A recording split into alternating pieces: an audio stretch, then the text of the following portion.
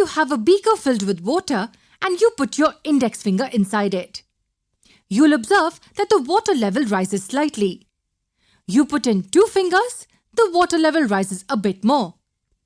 And now when you put in your hand up to the wrist level, you'll see that the water level increases significantly.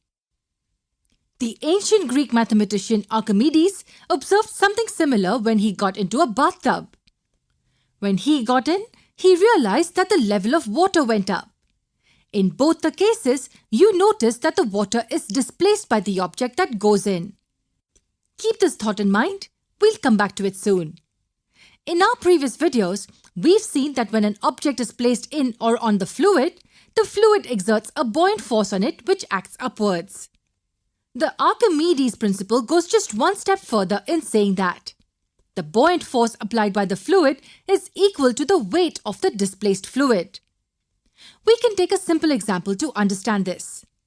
Take a 5 kg solid object and suspend it by a spring balance.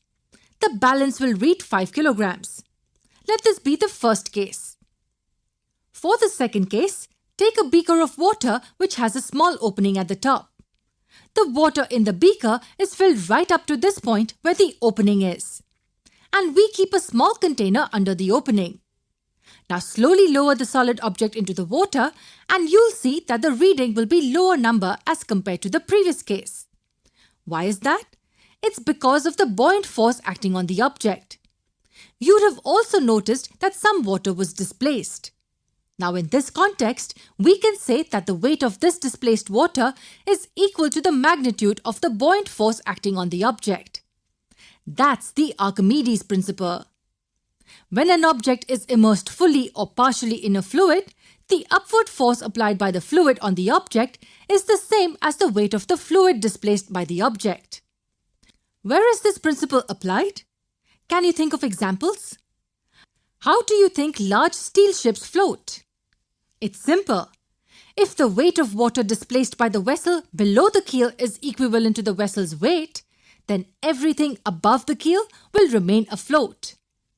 That's because the water too applies an upward buoyant force on the ship, which is same as the weight of the water displaced by it. There's just one important concept left in this section, and that's relative density, which we will cover in the next lesson.